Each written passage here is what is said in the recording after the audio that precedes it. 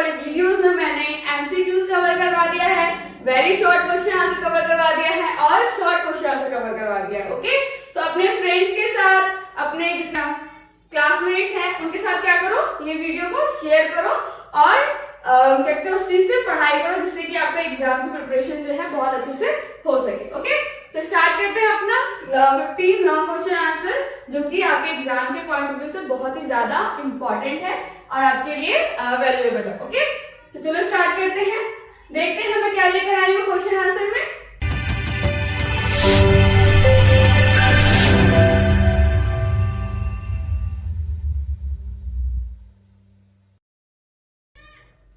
तो first question है बच्चों आपका, what did liberal nationalism stand for. जो आपका लिबरल नेशनलिज्म है वो किस चीज के लिए स्टैंड करता है, क्या उसका मतलब है।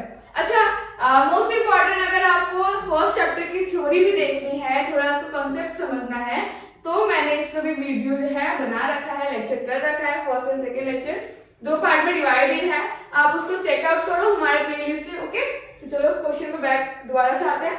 क्वेश्चन है आपका, व्हाट इज लिबरल नेशनलिज्म, यानी जो लिबरल नेशनलिज्म है वो क्या होता है। Okay, then explain any 4 ideas of liberal nationalism during the end of 19th century. जो 19th सेंचुरी था, 19वीं शताब्दी में इन्होंने बोला है, क्या बोला है, क्या एक्सप्लेन करने के लिए बोला है कि 19th सेंचुरी में ओके कि क्या जो है लिबरल नेशनलिस्ट के क्या क्या आइडियाज थे। हमें कितने बताने हैं, कोई भी 4 आप बता सकते हो। ओके, तो पहले देखते हैं कि लिबरल नेशनलिज्म क्या होता है। अच्छा, 5 नंबर का क्वेश्चन है आपका, है ना, तो क्या हुआ है, 2 पार्ट में आया है। एक तो पूछ लिया है कि लिबरल नेशनलिज्म क्या होता है। ओके, तो पहले आपको उसको डिफाइन करना है, देन आपको क्या बताना है, 4 क्या बताना है, आपको आइडियाज बताने हैं ऑफ लिबरल नेशनलिस्ट। ओके, तो क्या करेंगे, पहले उसको हम डिफाइन कर देंगे लिबरल नेशनलिज्म होता क्या है, देन हम 4 या 5 जितने भी आपके पॉइंट ऑफ व्यू आपको याद हो आप वो भी लिख सकते हो। ओके, तो देखते हैं आंसर।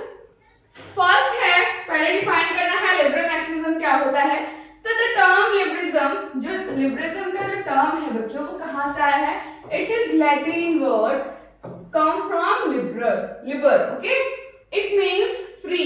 ओके, कोई भी चीज जब वो फ्री होता है तो वो क्या होगा, liberal. Okay, for the new middle classes, हम देखेंगे जो न्यू मिडिल क्लासेस जब 19th सेंचुरी में इंडस्ट्रियल रिवॉल्यूशन के बाद जो उभर के आ रहा था न्यू मिडिल क्लासेस, उनके लिए जो लिबरलिज्म का मतलब है वो क्या चीज है। ओके, या फिर वो क्या चीज उसको समझते हैं।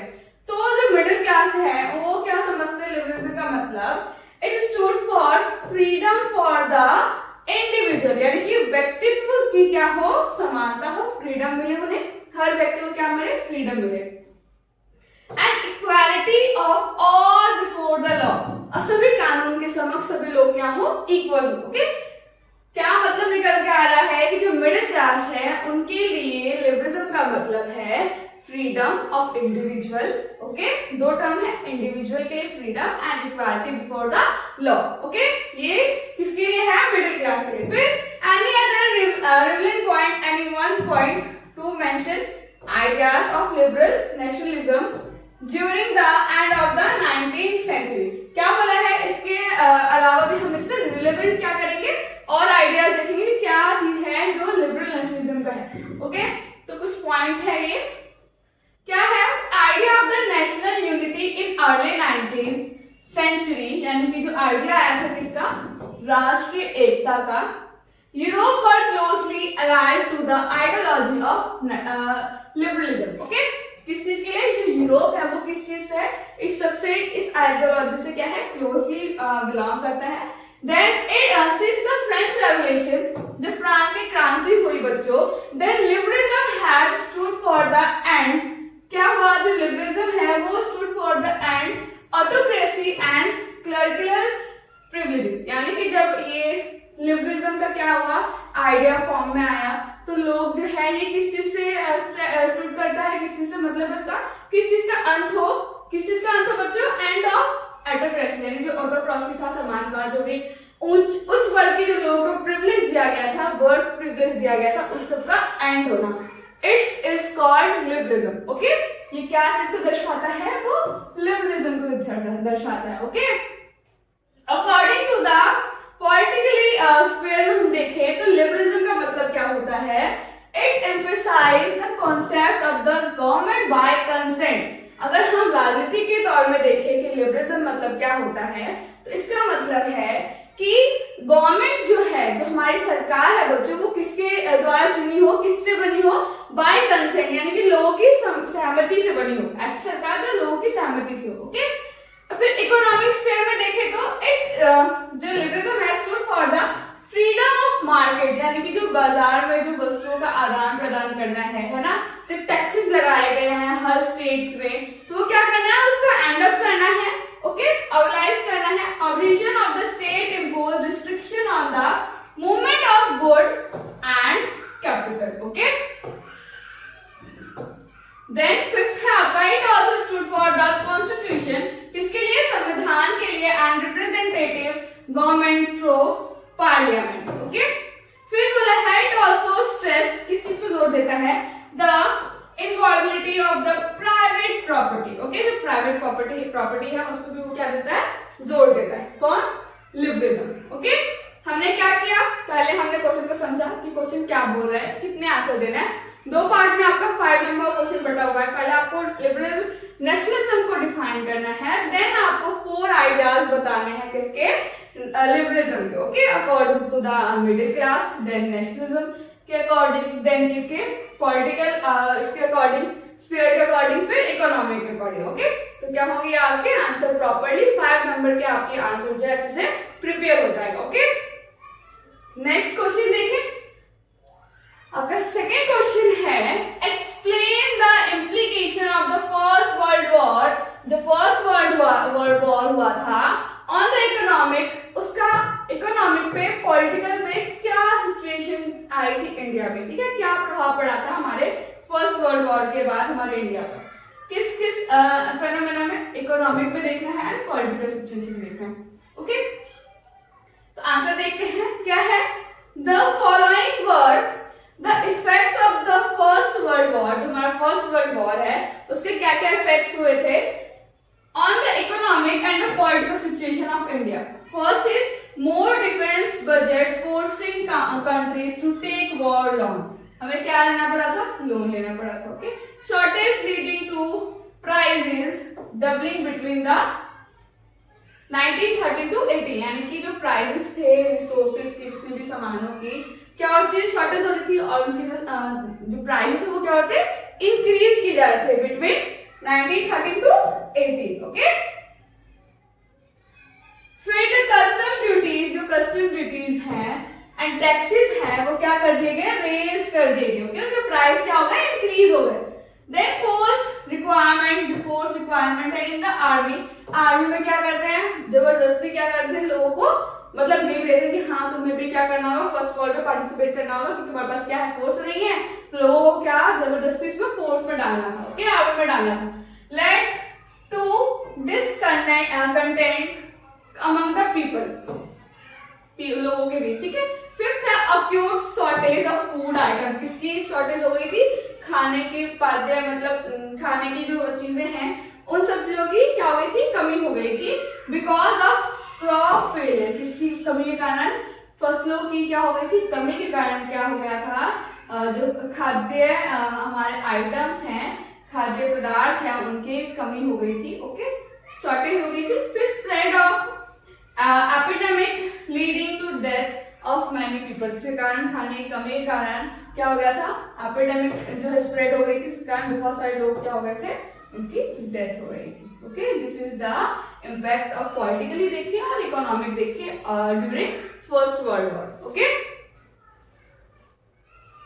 नेक्स्ट है आपका third question, explain the main feature of olive oil soil. यानी जो हमारा ऑलिव ऑयल सॉइल है उसकी वो जो मृदा है, वो जो मिट्टी है, उसके क्या क्या फीचर्स हैं वो बताने हैं। तो alluvial soil is most important and widely spread. Okay, the entire northern plain, जो हमारा नॉर्थन प्लेन है बच्चों, नॉर्थन साइड है हमारे मैप में, अगर देखें तो मैप को देखते हैं, ईस्ट वेस्ट नॉर्थ साउथ, यानी कि ऊपरी वाला जो हिस्सा है हमारे मैप में वो northern plain are made of alluvial soil. वो कौन सी मृदा से बनी है, वो इस मृदा से बनी है, इस मिट्टी से बनी है। ओके, मोस्टली दीज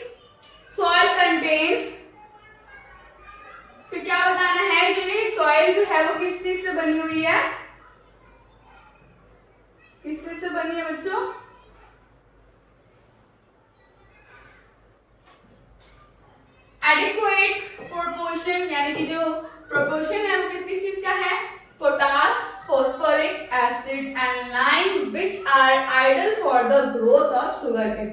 यानी कि हम, अगर आपका एक क्वेश्चन ऐसे बन सकता है, जो शुगर केन है उसके लिए कौन सी सॉइल जो है बहुत ज्यादा इंपॉर्टेंट है, कौन सी ज्यादा अच्छी होती है, तो क्या बोलेंगे, अल्बल सॉइल बोलेंगे। तो हमें क्या बताना होगा, कुछ फीचर्स बताने होंगे अल्बल सॉइल के, ठीक है, जो शुगर केन की जो ग्रोथ है उसको अच्छा बनाता है। Okay, then wheat and other cereal and pulses crop। Okay,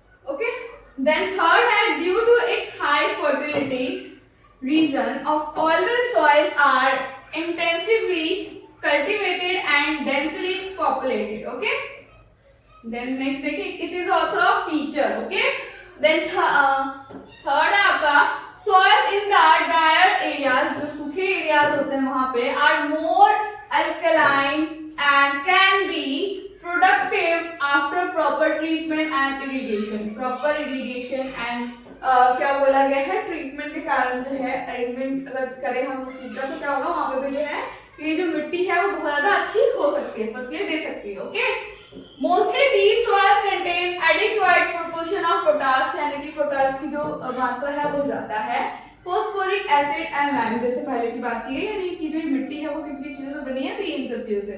Algal soil are ideal for the growth, same आ गया। ओके, इन सब चीजों के लिए क्या है, ये इंपॉर्टेंट है, अच्छा है इनकी ग्रोथ के लिए। नेक्स्ट क्वेश्चन देखो, अगर आपको इससे ज्यादा पॉइंट्स आते हैं, अगर आपकी बुक में है तो आप उसे और भी ऐड ऑन कर सकते हो। ओके, अगर उससे रिलेवेंट है तो। देन क्या बताया है, फोर्थ क्वेश्चन आपका, व्हाट इज बायोडाइवर्सिटी। बायोडाइवर्सिटी क्या होता है, why is biodiversity important for human life, यानी कि इंसानों के लिए भी बायोडाइवर्सिटी क्यों इंपॉर्टेंट है, एनालाइज करना है। तो बायोडाइवर्सिटी क्या होता है, इसमें जीव जंतु क्या होते हैं, एक दूसरे पर आत्मनिर्भर होते हैं। ओके, अगर छोटी से छोटी चीज भी, अगर छोटी जीव जंतु भी अगर मिसिंग हो जाते हैं तो क्या हो जाता है, पूरी बायोडाइवर्सिटी जो होती है वो खराब हो जाती है। ओके, पारिस्थितिक तंत्र बोलते हैं इसे हिंदी में। Biodiversity refers to diverse flora and fauna that exist in a given area। okay, in a given area, plants and animal and human beings are interdependent। okay, जैसे कि हमें पता है जीव जंतु और मनुष्य वो तीनों क्या होते हैं, तीनों की अगर एक की कमी हो जाए तो क्या होगी, पूरी जो पारिस्थितिक तंत्र होती है वो पूरी खराब हो जाती है। तो तीनों चीज क्या है, तीनों जो जीव जंतु और मनुष्य हैं वो लोग एक दूसरे पर क्या है, इंटरडिपेंडेंट। ओके, आप लोग एक दूसरे पर निर्भर हैं। It is necessary for human beings, ये ह्यूमन बींग्स के लिए जरूरी है। As we get fresh air, हम क्या ले, साफ हवा ले, वाटर, फूड, इन सब चीजों की हमें क्या चाहिए, जरूरत होती है ह्यूमन बींग्स के लिए। इसके लिए फ्रॉम देम, इन लोगों से, thus the existence of human beings depend on them।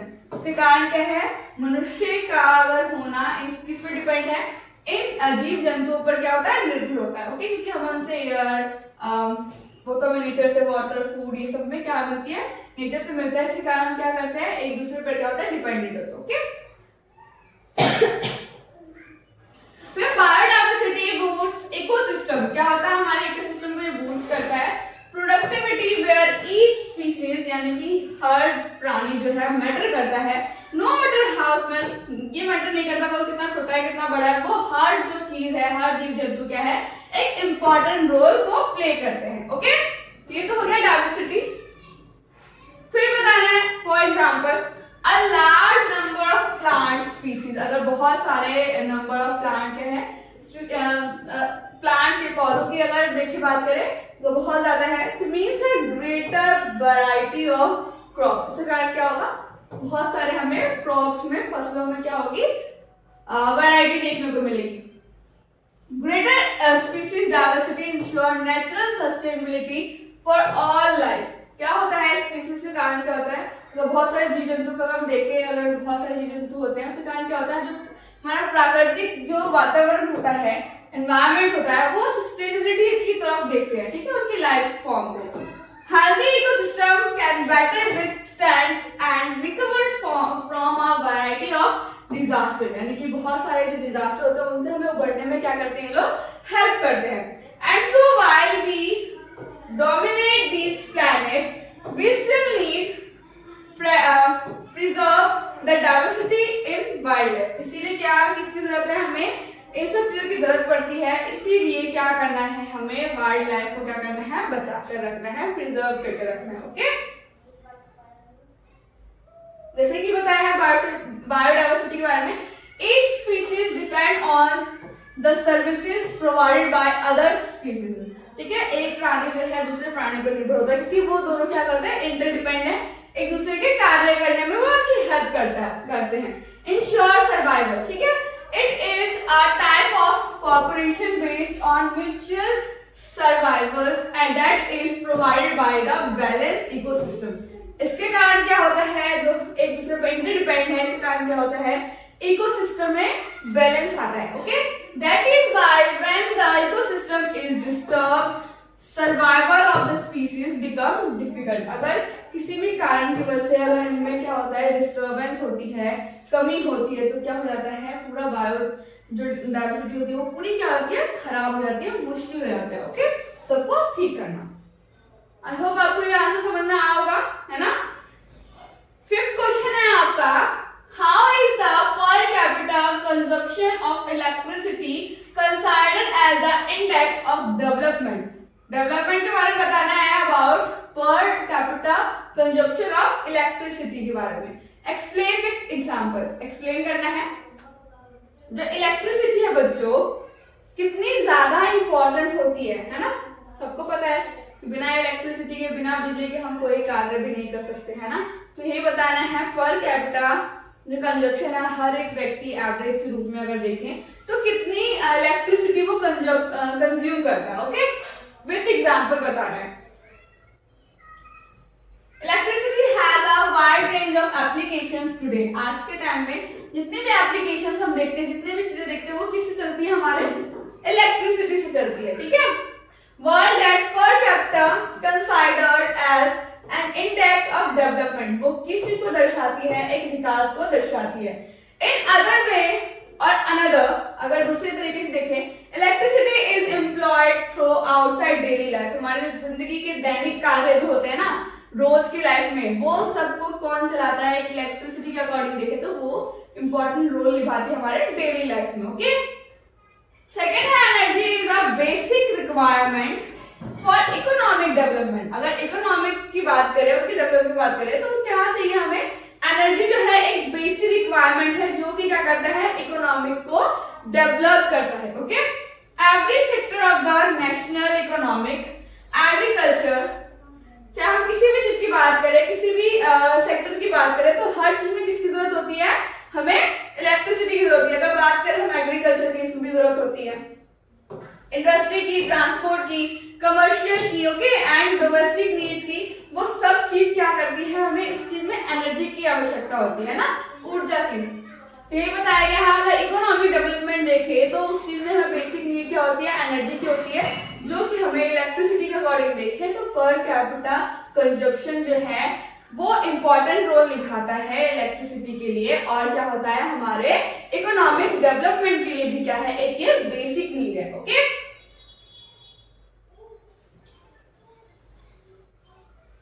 Third हमारा the economic development plans implemented for any country necessarily required increasing among amounts of the energy to remain operational. Okay,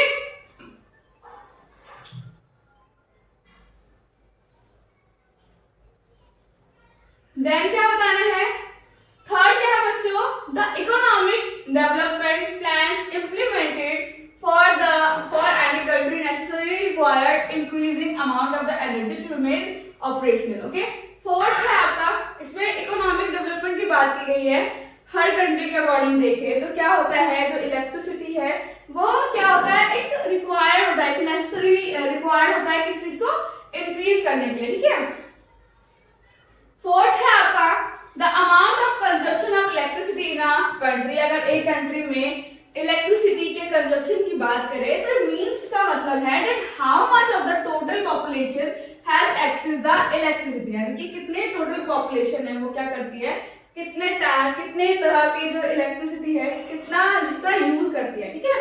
यानी कि एक population किसी भी देश की वो कितना इलेक्ट्रिसिटी को कंज्यूम करती है। More electricity being used indicates growth since it implies that most or all things mentioned above are being utilized. Hence, an indicator of the progress may be the amount of power consumed per person. इसका मतलब है अगर हम electricity energy की बात करें for growth के लिए तो क्या बताएंगे हम कि जितनी भी चीजें ऊपर मेंशन है वो क्या होती है, यूटिलाइज की जाती है लोगों के द्वारा। Hence an indicator of the progress, ये सब क्या है, एक प्रोग्रेस के रूप में देखते हैं, एक प्रोसेस के रूप में देखते हैं किसी भी कंट्री के क्या डेवलपमेंट के रूप में। ओके, तो बताना है the amount of the power consumed by person, यानी कितना जो है एक पर्सन के द्वारा पावर यानी एनर्जी को कंज्यूम किया जाता है। ओके, क्वेश्चन समझ में आया आपको कि जो पर कैपिटा यानी कि प्रति व्यक्ति जो है कितना कंजप्शन इलेक्ट्रिसिटी का यूज किया जाता है और इसे कैसे डेवलपमेंट के रूप में देखा जाता है। तो बता दिया हमने कि पहले कि इलेक्ट्रिसिटी जो है एक बहुत ही ज्यादा इंपॉर्टेंट रोल निभाती है हमारी डेली लाइफ में।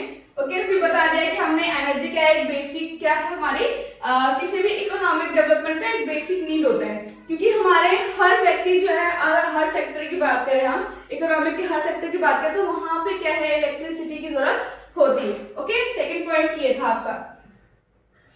थर्ड पॉइंट में बताया है कि इकोनॉमिक डेवलपमेंट में हम क्या करते हैं, रिक्वायर्ड होता है एनर्जी का जो कि उसके अमाउंट पर निर्भर होता है। ओके, जितना अमाउंट हम एनर्जी का यूज कर रहे हैं इसमें हमारे यहाँ पे क्या है, डेवलपमेंट हो रहा है। देन फोर्थ है कि इलेक्ट्रिसिटी कंजप्शन का मतलब क्या है किसी भी कंट्री के लिए, इट मींस कि कितना जो है उस कंट्री का कितना पॉपुलेशन जो है कितने प्रतिशत यानी कितना जो है इलेक्ट्रिसिटी वो यूज कर रहा है। ओके, फिर बताना फिफ्थ आपका कि बताना है कि जो ग्रोथ है हमारा, ग्रोथ का इंडिकेटर हम किसको मानते हैं, जितने भी हमारी चीजों पर हम यूज कर रहे थे उन सबको क्या माना है हमने, इंडिकेटर माना है प्रोग्रेस का। ओके, अगर यानी बिजली का कंजप्शन जो है हम सही मात्रा में सही रूप से करते हैं, सस्टेनेबल रूप से करते हैं, इट मींस हमारा जो इकोनॉमिक है, हमारा डेवलपमेंट है वो हो रहा है। Okay, this is the answer. अब नेक्स्ट क्वेश्चन देखते हैं। द लॉ इनेक्टेड, जो लॉ हमारा बनाया गया था कब, 1956 में, एंड अदर कॉन्स्टिट्यूशनल प्रोविजन, जो प्रोविजन बनाए गए थे, led the major conflict between the two communities. Okay, two communities के बारे में बात की है, इन श्रीलंका के बारे में बात किया गया है। सपोर्ट द स्टेटमेंट, कौन से दो मतलब कौन से कॉन्स्टिट्यूशन में 1956 में कौन सा एक्ट पास किया गया। ओके, और उसमें दो कम्युनिटीज के बारे में क्या जो है अच्छी तरीके से प्रॉपर रूप में बताया गया, क्या प्रोविजन दिए गए इन श्रीलंका, वो बताना है। जैसे कि पता है कि वहाँ पे क्या थी, मेजॉरिटी सिंगलीज की थी, वहाँ पे कौन से लोग रहते थे, इंडियन तमिल भी रहते थे और श्रीलंका के तमिल भी रहते थे। ओके, उनमें क्या थी, जो श्रीलंका के तमिल और जो इंडियन तमिल थे वो हिंदू मुस्लिम थे, असीलीज जो थे इनके बारे में बात किया गया है। तो इसमें क्या हुआ था, कॉन्फ्लिक्ट हो गया था उस कंट्री में, सिविल वॉर हो गया था, जिसके कारण क्या हुआ, एक एक्ट बनाया गया, पास किया गया 1956 में, कॉन्स्टिट्यूशन के अकॉर्डिंग क्या क्या प्रोविजन दिए गए हैं वो बताना। ओके, आपको क्वेश्चन क्लियर हो गया, तो आंसर देखते हैं। द सीलाज only policy 1956 and other constitutional provision created deep ethnic division, making Tamil feel like second class citizen. Okay, यानी कि जो प्रोविजन इन्होंने पास किया था, जो भी लगाया था, जो उनका कॉन्स्टिट्यूशन था, उनके अकॉर्डिंग क्या था, सीलास को इनके अकॉर्डिंग जो सेकंड सिटीजन कौन मानते थे, तमिल जो अपने आप को क्या मानने लगे थे, सेकंड सिटीजन मानने लगे थे, और जो सीलीज थे उनको क्या हो गया, उनको अपर मतलब वो दिया गया, जितने भी फायदे की चीजें हैं वो सब कुछ किसके लिए बनाई गई, सीलास के लिए। ओके, ये चीज अकॉर्डिंग टू तमिल, जो तमिल जो लैंग्वेज बोलते थे, तमिल के जो भी थे उनके according. Okay, the failure to ensure proper power sharing, इसमें क्या हुआ, जो कॉन्स्टिट्यूशन में 1956 में जो भी एक्ट पास किया गया उसमें जो प्रॉपर तरीके से क्या हुआ, पावर शेयर नहीं किया गया, जिसके कारण हमें क्या देखने को मिला, representation led the decades of the conflict and civil war in Sri Lanka, जिसके कारण हमें क्या देखने को मिला, मतभेद देखने को मिला और सिविल वॉर देखने को मिला। कहाँ बच्चों? यहाँ पे। Okay, then at this law made Srilas the only official language। इस लॉ के पास होने के बाद जो सिला लैंग्वेज है उसको क्या बना दिया गया, एक ऑफिशियल लैंग्वेज बना दिया गया श्रीलंका में, एंड रिप्लेसिंग इंग्लिश। और किसको रिप्लेस किया गया? इंग्लिश लैंग्वेज को। फिर Tamil speakers mainly from the northern and eastern parts of the country. जो कंट्री श्रीलंका की बात हो रही है, श्रीलंका के ईस्टर्न एंड कहाँ में बात की गई है? ईस्टर्न एंड नॉर्थर्न पार्ट में, जहाँ तमिल स्पीकर्स रहते थे, उनको क्या फील होता था? डिस्क्रिमिनेटेड, यानी कि भेदभाव, against as they were excluded from government jobs जो होती है, एजुकेशन अपॉर्चुनिटीज होती है, उन सब में क्या किया गया? उनके साथ मतभेद किया गया, डिस्क्रिमिनेशन किया गया। Okay, according this law in 1956 में जो पास किया गया। देन गवर्नमेंट इम्प्लीमेंट किया पॉलिसीज को दैट फेवर्ड द सिला majority in education and job. Education में, शिक्षा में या नौकरियों में सबको किसी को पहले प्रायोरिटी दी गई सीरीज लैंग्वेज को। ओके, सीला को। Then university admission criteria were alterate, making it harder for Tamil student to enter higher education institution। जो हायर एजुकेशन इंस्टीट्यूशंस है वहां पर तमिल के जो लोग थे, वहां जो बच्चे थे, जो छात्र थे, स्टूडेंट्स थे, उनको क्या होता है, एडमिशन लेने में बहुत ज्यादा डिफिकल्टीज होती थी। तो बता रहा था हमें कि 1956 में जो भी एक्ट पास किया गया श्रीलंका के द्वारा, तो जो दो कम्युनिटी थी, सीला और तमिल, तो उनमें क्या क्या कॉन्फ्लिक्ट हुआ, ठीक है, और क्या क्या चीज जो है प्रोविजन में लाया गया, तो बता दिया। तो जो सीला लैंग्वेज था उनको क्या किया? प्रायोरिटी दी गई, उनके लैंग्वेज को ऑफिशियल बना दिया गया। ओके, इंग्लिश लैंग्वेज को क्या कर दिया? रिप्लेस कर दिया, क्योंकि यहाँ पे क्या था, पावर शेयरिंग नहीं थी, तो उसके कारण यहाँ पे सिविल वॉर भी हुआ था। ओके, 2 पॉइंट ये था आपका। थर्ड पॉइंट में बताया कि जो तमिल स्पीकर्स थे, है ना, तो मेनली उनको क्या किया गया, उनको एजुकेशनल एंड जॉब्स की अपॉर्चुनिटी जो है अच्छे से नहीं दी गई। फर्स्ट प्रायोरिटी में किसका रखा गया? हमारे यहाँ के श्रीलंका के सीरीज को। ओके, देन फिर से वही बात ये है कि जो क्राइटेरिया थी यूनिवर्सिटी में एडमिशन लेने का, वो तमिल वाले जो बच्चे थे उनको क्या है, हायर एजुकेशन प्रोवाइड वहां पे नहीं करवाया जाता था। ओके, तो देखते हैं नेक्स्ट क्वेश्चन। 7th क्वेश्चन है आपका, describe the nature of Panchayati Raj system in India. जो पंचायती राज सिस्टम है बच्चों, जो लोकल गवर्नमेंट होती है, उसके बारे में बताना है कि जो भारत है वहाँ पंचायती राज सिस्टम, जो पंचायती राज जो व्यवस्था है वो कैसी है। ओके, तो nature of Panchayati Raj system in India. First, gram panchayat is council consisting of several ward member often called panch and sarpanch. Okay, इनके जो 5 मेंबर हैं वो क्या कहलाते हैं? पंच या सरपंच कहलाते हैं। ओके, हेड जो है सरपंच कहलाते हैं। फिर है they are directly elected by, जो ये सरपंच और पंच होता है बच्चों, वो किसके द्वारा इलेक्ट किए जाते हैं? ये इलेक्ट किया जाता है directly adult population living in the that ward and village. जो उनके गांव में रह रहे वयस्क नागरिक हैं, 18 साल से ऊपर के जो नागरिक हैं, उनके द्वारा चुने जाते हैं कौन? पंच और sarpanch. Okay, it is the decision making body for the entire village. ये क्या करते हैं? ये जो लोग जो चुनकर आते हैं रिप्रेजेंटेटिव लोग के द्वारा, वो क्या करते हैं? अपने गांव के लिए मेन जो डिसीजन होता है वो मेक करते हैं, बनाते हैं, ठीक है, लेते हैं। The Constitution was amended, constitution में जब संशोधन किया गया 1992 में, टू मेक मोर इफेक्टिव। फिर इसमें जो है और रोल निभाने का क्या किया गया? इसमें रूल बनाए गए। अमेंडमेंट जब 1992 में हुआ था, उसको और इफेक्टिव बनाया गया एंड पावरफुल बनाया गया पंचायती राज को। ओके, यानी कि थर्ड लेवल ऑफ गवर्नमेंट जो लोकल गवर्नमेंट है उसको और पावर्स दिए गए। 3 टायर सिस्टम, ग्राम पंचायत, ब्लॉक समिति एंड जिला पार्षद। ओके, जिला परिषद। फिर आपका 8th क्वेश्चन है बच्चों कि suggest any 5 measures to establish the gender equality of labour. यानी कि जब हम काम करते हैं तो वहां पर क्या होता है? जेंडर वाइज होते हैं, है ना, gender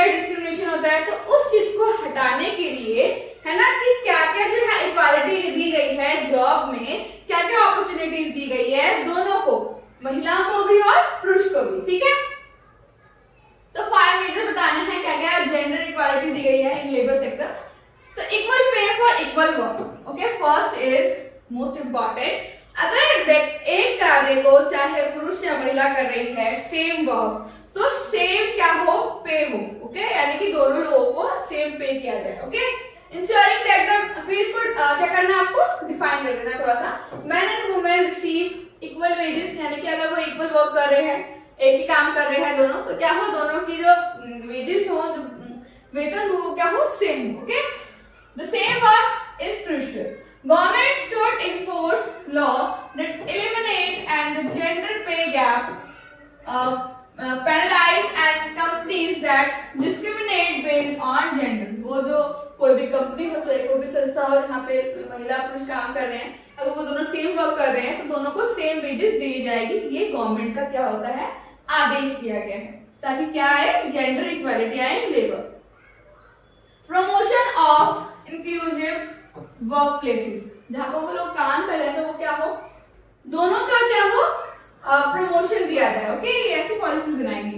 organisation should create policies, ऐसी जो संस्थाएं हैं वो ऐसी पॉलिसीज बनाए that support gender diversity in leadership role. Leadership role में क्या होता है बच्चों, कि क्या मानते हैं कि हाँ ये पुरुष है, मेल है, तो क्या होगा, ये अच्छी से लीडरशिप जो है अच्छे से ही वर्क को कर सकता है बजाय महिलाओं के। लेकिन ऐसा कुछ नहीं होता है, अगर सेम वर्क दोनों कर रहे हैं तो लीडरशिप महिलाएं भी तो कर सकती है ना, फीमेल भी कर सकती है। तो वही चीज बताया गया है, अगर प्रमोशन की बात होती है, अगर वो दोनों सेम वर्क कर रहे हैं, सेम पोटेंशियल वर्क कर रहे हैं, तो क्या हो, अगर दोनों में काबिलियत है तो दोनों को क्या किया जाए, प्रमोशन दिया जाए। ओके, इक्वालिटी की बात है। इक्वल अपॉर्चुनिटीज इन हायरिंग, अगर एक क्राइटेरिया बना दिया गया है जॉब में हायरिंग का, तो वो क्राइटेरिया जो है मेल या फीमेल दोनों के लिए इक्वल होना चाहिए।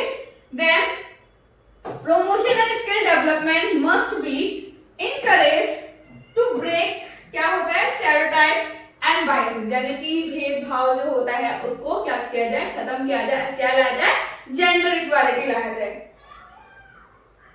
फिर थर्ड पॉइंट है आपका legal protection against workplace discrimination. जब किसी वर्क प्लेस पर डिस्क्रिमिनेशन होता है तो उसको क्या किया जाए, लीगल प्रोटेक्शन देने की बात की गई। Strict implementation of law against gender based discrimination, यानी कि अगर जेंडर बेस्ड डिस्क्रिमिनेशन होता है किसी भी वर्क प्लेस पर, उससे हम क्या कर सकते हैं, and harassment is essential.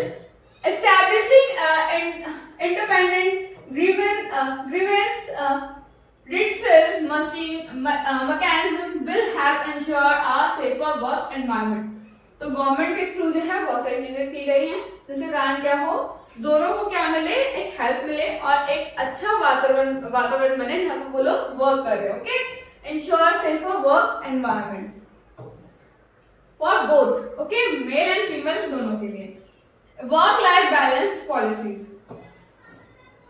Company should introduce maternity and paternity leave, यानी कि मैटरनिटी और पैटर्निटी जो लीव है वो लोगों के द्वारा, जो कंपनीज है उनके द्वारा प्रोवाइड की जाए।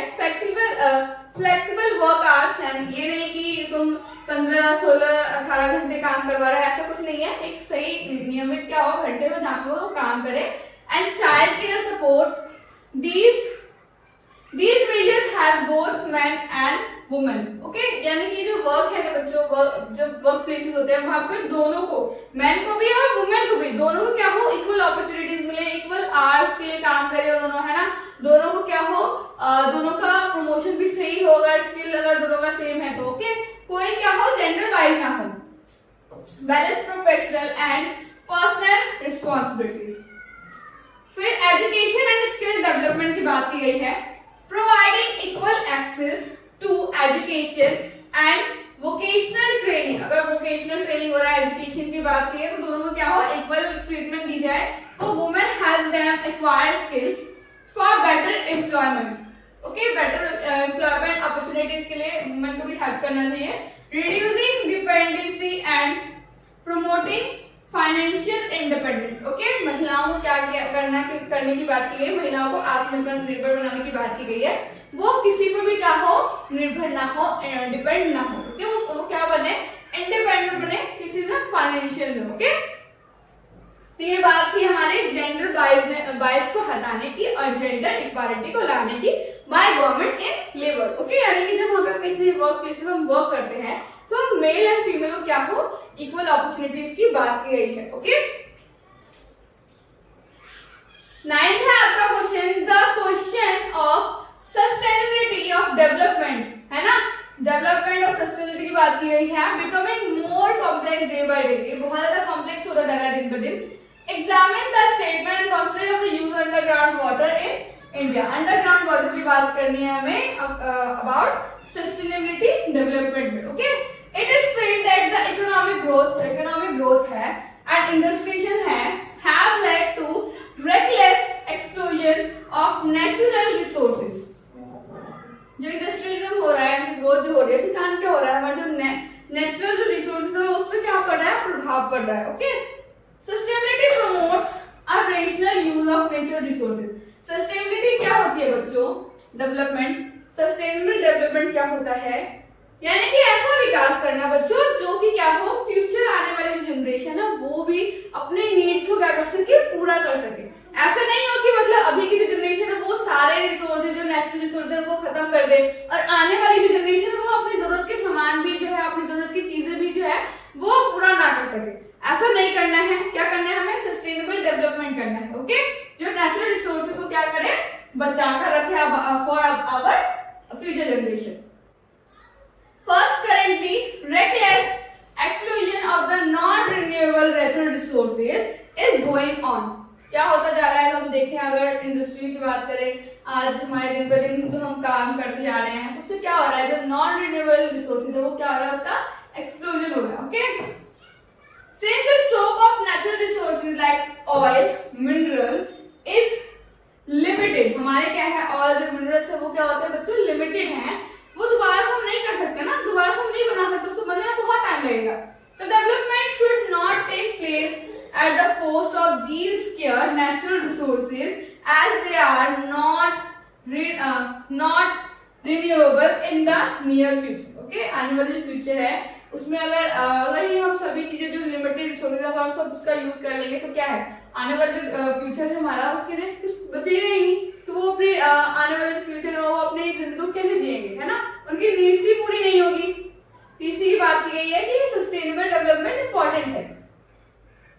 ग्राउंड वाटर की बात करें, is an example of renewable resources. Okay, but if we more that what is replaced by the nature, then we would be overusing this resource. Okay, once the renewable resources would be exhausted, यानी कि अगर एक बार non renewable resources खत्म हो गई, then we would not be able to use them in future। अगर ये खत्म हो जाएगा तो क्या होगा, हम इसे दोबारा फ्यूचर में यूज कर पाएंगे, नहीं कर पाएंगे। Okay, so using the resources justifully it will help in maintaining, अगर हम जस्टिफाई रूप से हम उसका यूज करें रिसोर्सेज का तो क्या होगा, सस्टेनेबिलिटी बनी रहेगी विकास की, ओके, डेवलपमेंट की ऑफ आवर इकोसिस्टम। नेक्स्ट है इकोनॉमिक डेवलपमेंट। अगर इकोनॉमिक डेवलपमेंट की बात करें, is a continuous process. Okay, क्या है, एक बार प्रोसेस हो गया, इकोनॉमिक डेवलपमेंट हो गया तो इसमें खत्म नहीं हो जाएगा, कि बल्कि क्या होता है कि जो हमारा क्या होता है, इकोनॉमिक जो डेवलपमेंट है वो हमेशा चलता रहता है, हमेशा बढ़ता रहता है ना, हमेशा क्या होता है, एक कंटिन्यूअस प्रोसेस है। Okay, resources are to be used in such a way that they are not exploited. Okay, at the same time development should not harm the environment. जो विकास है, जो डेवलपमेंट है वो क्या मांगता है, नेचर को खत्म करना, यानी कि नेचुरल रिसोर्सेज को खत्म करना नहीं है, बल्कि ऐसे यूज करना नेचुरल रिसोर्सेज को कि आने वाली जो जनरेशन है वो भी क्या कर सके, अपनी नीड्स को फुलफिल कर सके। ये होता है डेवलपमेंट। ओके, आई होप आपको ये आंसर समझ में आ गया होगा। नेक्स्ट क्वेश्चन देखते हैं कि क्या है। नेक्स्ट है आपका, explain the differences between public sector and private sector. Okay, और इसी का अगला ओपन क्या करता है question, distinguish between public and private sector of economic. Okay, with example. हमें क्या बताना है कि प्राइवेट सेक्टर क्या है और पब्लिक सेक्टर क्या है, उन दोनों में क्या क्या डिफरेंसेस है। जैसे कि नाम से पता चल रहा है जो पब्लिक सेक्टर है वो किसके द्वारा बनाया जाएगा, गवर्नमेंट से, ओके, गवर्नमेंट का कंट्रोल होगा। प्राइवेट सेक्टर में किसी एक मालिक का, प्राइवेट कंपनीज और प्राइवेट इंडिविजुअल, किसी एक व्यक्ति का, है ना, individual, that control assets and the providing services, okay, government and this side individual, okay. Next देखिए, तो ये क्या है हमारा, पब्लिक की बात की गई है, public sector and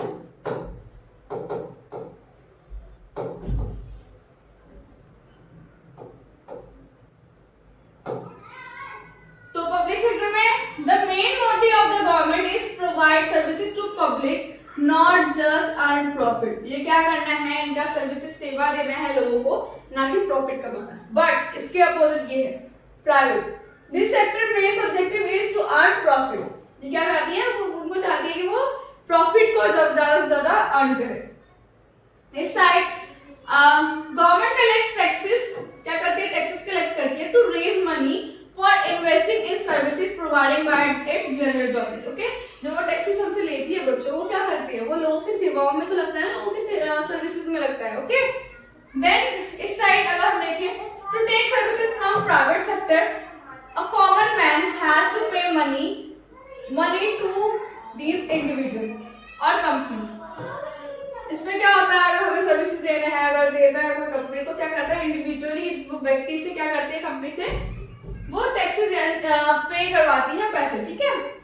public sector units provide employment benefit, जो पब्लिक सेक्टर के जो एम्प्लॉय होते हैं उनको क्या मिलता है, प्रॉफिट मिलता है, बेनिफिट मिलता है, रेड जॉब सिक्योरिटी होती है उनके पास, हाउसिंग फैसिलिटीज होती है, रिटायरमेंट बेनिफिट होता है, ओके। लेकिन प्राइवेट में देखा तो ऐसा कुछ नहीं होता।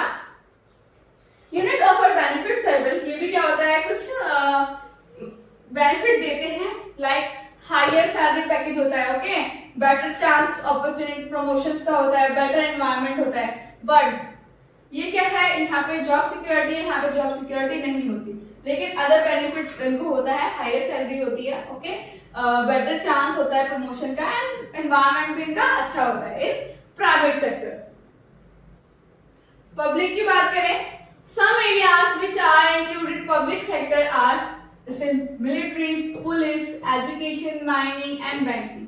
एंड पब्लिक की बात करें, सॉरी प्राइवेट की बात करें, ये है पब्लिक और ये वाला है प्राइवेट, ये है पब्लिक, ओके, ये private. Some areas included in private sector are information technology, है ना, IT, finance and hospitality, okay.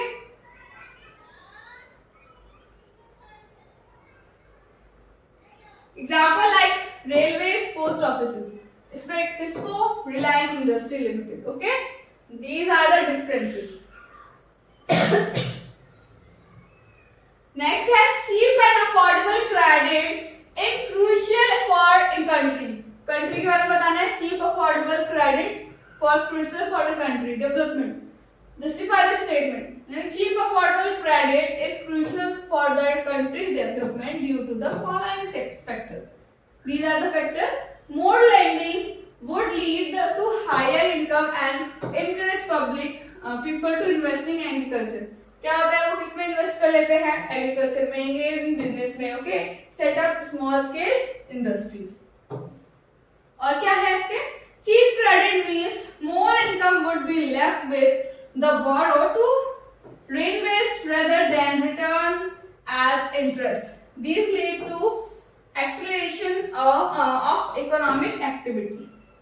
Okay, next देखिए, cheap credit would also allow weaker section, जो weaker section होते हैं उनको allow करते हैं क्या, लोन लेने में, और society to enter formal sector of lending and breed them explosion at the hand of informal money lender.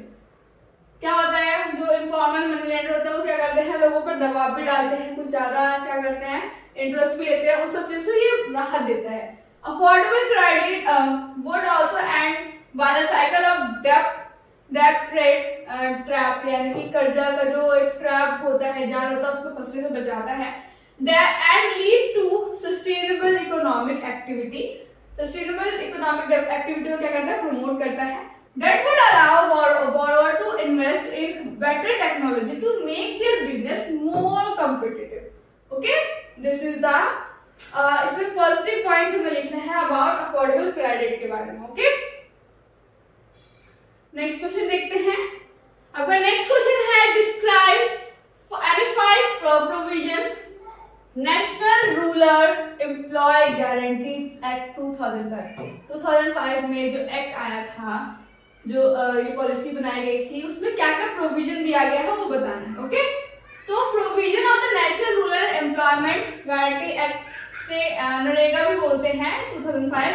It provide 100 days assured employment every year to each rural household। Okay, कितने दिन की guarantee देता है काम की? 100 दिन की। Okay, 1/3 of the proposed jobs are reserved for women। 1/3 यानी 1/3 हिस्सा किसके लिए रिजर्व होगा? औरतों के लिए। If an applicant is not employed, अगर कोई भी व्यक्ति जो है एम्प्लॉयड नहीं है तो क्या होगा? 15 days को तक तो क्या मिलेगा? entitled to the daily unemployment allowance, यानी कि इनको क्या मिलेगा? अलाउंसेस मिलेगा 15 days। Then the government have to establish central employment guarantee का जो एक बनाया गया था fund and state employment guarantee fund. दो तरीके के, सेंट्रल एम्प्लॉयमेंट गारंटी फंड है, स्टेट एम्प्लॉयमेंट गारंटी फंड बनाया गया for the implementation of this scheme. इस स्कीम के through this scheme is to be extended to 600 district. 600 district में इसको पास किया गया। ओके,